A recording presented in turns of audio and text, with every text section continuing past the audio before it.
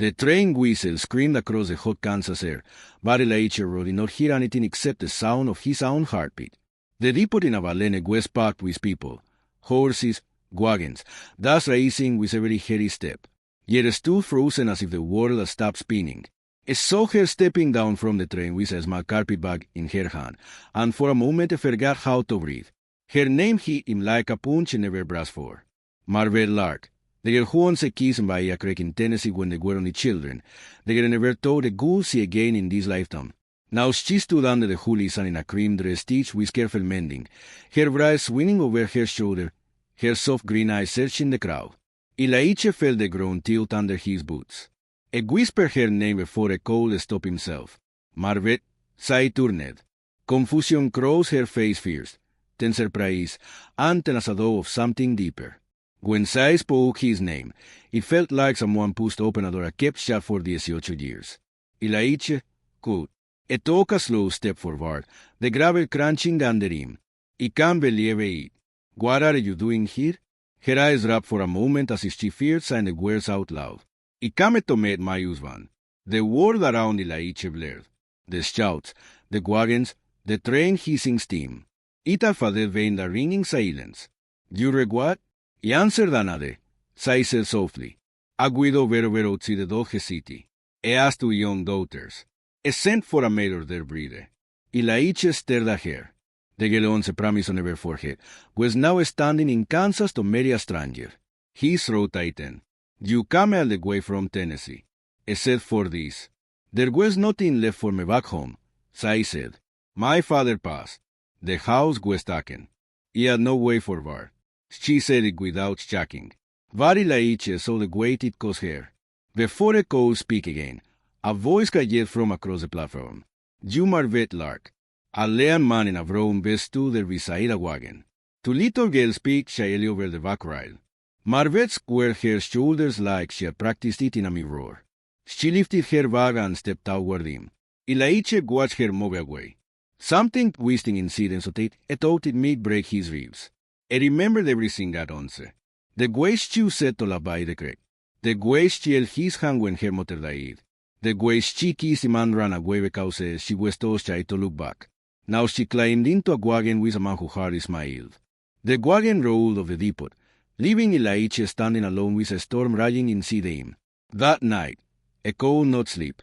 He sat on the bunkhouse porch with the stars stretched wide above him, the sound of crickets buzzing in the dry grass. He tried to let the memory go. He tried to tell himself she had her own life now, that her choices had nothing to do with him. But 2 days later, his horse was already saddled before the dawn. He rode toward the city, telling himself it was only to check if I was safe, only to make sure that man, Walter, was treating her right, only to see if I had no help with 2 little girls. He lit to himself the whole reader. When he reached the small cabin, he saw her outside the hanging laundry while the girls played in the dirt. She was in air, her smile fragile. The girls watched him with wide eyes. Walter barked orders instead of speaking. He drank more than a word. The place felt tired and sad. Marbbeth tried to smile. It did not reach her eyes. He stayed until sunset, fixing a broken chicken coop and telling the girls to bring candy next time. When Walter finally returned and met Elijah with a limp handshake, Elijah saw everything he needed to know. Later, Marbbeth walked him back to his horse. You saw te come back, Sai said softly. Why not? She looked at him like she carried an entire world on her shoulders. Because I meet as you to stay. The words shook him. He reached up and touched her cheek. You don't belong here, Mark. I made a vow. No, he said. You were sold a promise. That is not the same.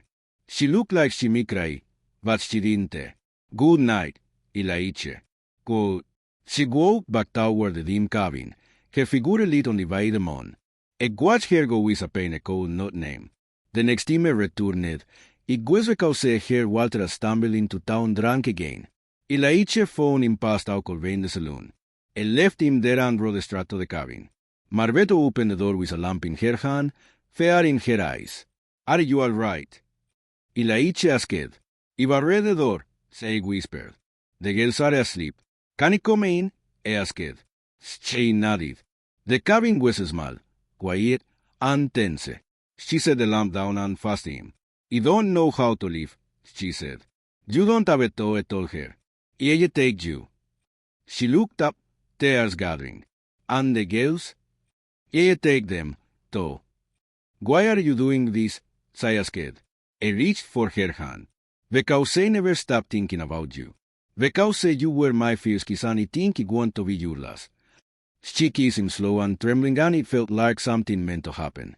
Under the full moon they packed the girls in goose shows and rode out into the dark prairie, living the life that had broken her vein. The prairie stretched quiet and wide under the early morning sky as Elaiche guided the horses west. The sun climbed slowly in them, casting on shadows over the dew-covered grass. Marbbeth rode closer, holding Vera wrapped in a gold soul, while Virginia clung to the saddle-veined hair. None of them spoke. The only sounds were the crack of leather and the soft thud of hooves on dirt. Elaiche knew the tracks better than his own heartbeat. He led them through cottonwoods and shallow creeks, choosing paths where they would not meet travelers. He kept watch for coyotes and listened for any hard-reading riders who might have been sent after them. Took them down, and Walter was too drunk and too careless to chase them. By the timers and Roseig, he found a safe place to camp near a ravine ringed with black locust trees. He helped the girls down gently. They were quiet but calm, like they understood something important at hand, though they could not name it. When the fire crackled to life, the girls fell asleep, curled together beneath a blanket. Marbbeth sat beside Elaiche, pulling her soul around her shoulders. The flames licked her face, showing the tired lines that had grown deeper over the years. "You always carried quiet with you," I said softly, "even when we were kids." Elaiche poked the fire with a stick. "It was always listening. You just didn't notice." She smiled fondly. "I noticed. You just didn't know what to do with it." I looked at her, the fire's glow warming the side of her face. "You got anyone left back east?" She shook her head. "No one. I don't even know where it is in the letter if I tried." "Well," I said, "you can ride from where we were going now." Her eyes softened. "You're offering more than use a place, aren't you?" "I'm offering peace," I said, "and a name that meant something." She touched the back of his hand, her thumb gliding over his knuckles. "You said to say you wanted to break horses for a living." I shrugged. "Too many rough hands and too many broken animals. I got tired of watching her for no reason." "You become careful," I said. "Careful keeps folks alive." She looked at the girls, sleeping peacefully. Virginia told me she dreams of her mother every night. She said her mother's hands smelled like flour when she took her in. Elaiche stared at the fire. I did not speak. "I don't want to replace her," Marbbeth whispered, "but I want to give them something that don't get old." "You already have," I said. "They followed you like you were home." She looked down, her voice shaking. "I'm afraid of what comes next." "I'm not," I said. She laughed softly. "Why not?" "Because you were here and I've waited 18 years for another chance." She leaned her head against his shoulder. Her hair smelled like good smoke and liaison. When the wind rustled the blankets near the girls, I rose and tucked them in gently before sitting close again, their shoulders touching. At dawn, they broke camp and rode on. Elaiche saw Virginia how to fiddles from her palm to the horse, and Vera brushed Mayor's neck with teeny strokes. Marbbeth saddled the horses without being asked. She moved like they had always belonged on the open prairie. By dusk, they reached a balene. Elijah's small cabin sat 2 miles beyond town, built by his own hands. The porch rail leaned eastward, and the roof needed patching, but the walls were strong, and the land stretched wide and steady around it. Mark stood on the porch with the girls beside her. "Is this home?" I asked. "If you have it," Elaiche said. "They take work," I whispered. "I've got patience," I said, "enough for all of us." She looked out at the field, then nodded. "Then yes, this is home." I let them step inside the fierce. When I closed the door behind them, the sound filled the room like a promise. The next days passed with new rhythm. Elaiche turned the dry soil by hand. The girls gathered the stones for the fence line. Marbbeth pulled weeds with her sleeves rolled up, working slow and steady.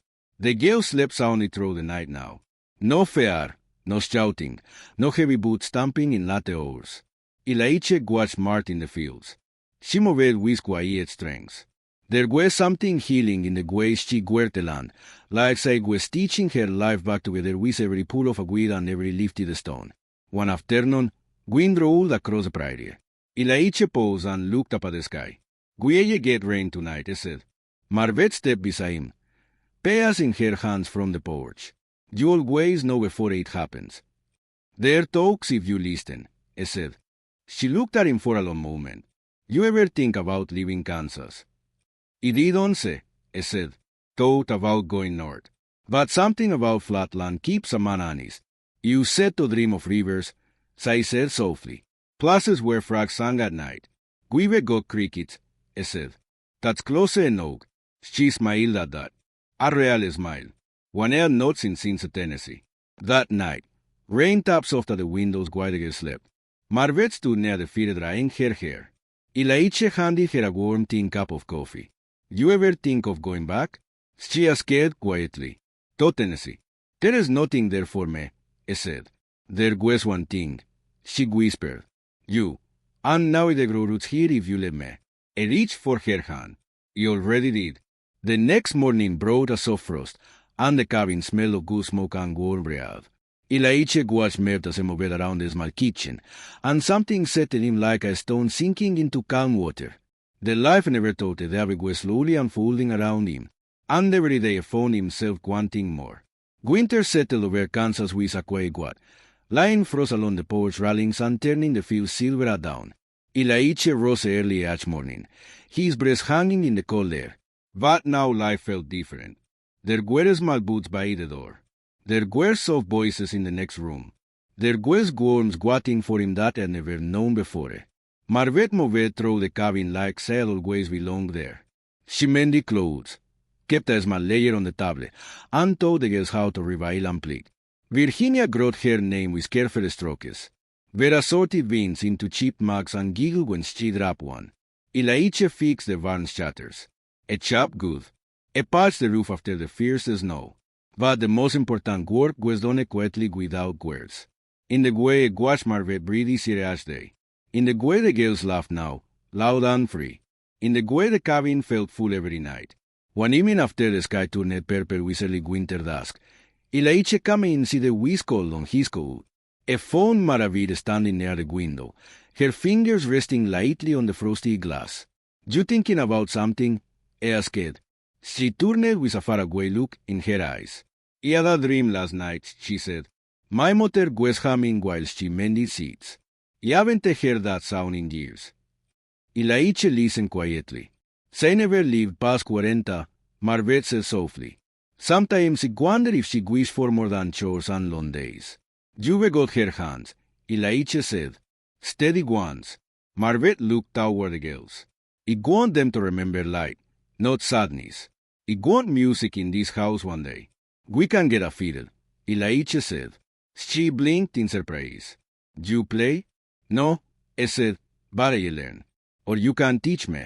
Her smile was a small but warm. It would like that. A few days later, they rode into town for supplies. A balene bus with winter trade, horses being shown, barrels unloaded, children rushing down wooden boardwalks. Inside the general store, Mark went beside the girls, letting them choose peppermint sticks from a glass jar. Ilaiche watched her from across the room. The storekeeper leaned in and whispered, "That your wife?" Ilaiche nodded without hesitation. "Yes." When they stepped back outside, the wind pushed dry leaves across the street. Marbbeth paused beside a wooden castle leaning against the wall. "Ilaiche," she whispered, "that's a fiddle." He opened the castle. The instrument inside was worn smooth back for. He didn't ask questions. He used paid 10 pesos. That night, after the girls were asleep, Marge stood by the hearth with the fiddle tucked beneath her chin. The fierce notes were shaky, but in a soft, aching melody filled the room. Ilaiche sat in the rocker, washing her with quiet awe. When she stopped, she said, "I haven't played in years." "It would have stopped in their tracks for that tune," he said. She stepped toward him. "When you saw me at the depot, I thought you might turn away." "I almost did," Ilaiche admitted. "I wasn't sure you'd want me to remember you. I was afraid you'd see the woven parts." "I see all of it," he said. "And the stay." She took his hand gently. Outside, the wind settled. Inside, something steady talk between them. Christmas came with snow and a warm fire. The girls go up to class as Marbbeth son. I laiche gave her a small card box with a page of some folded inside.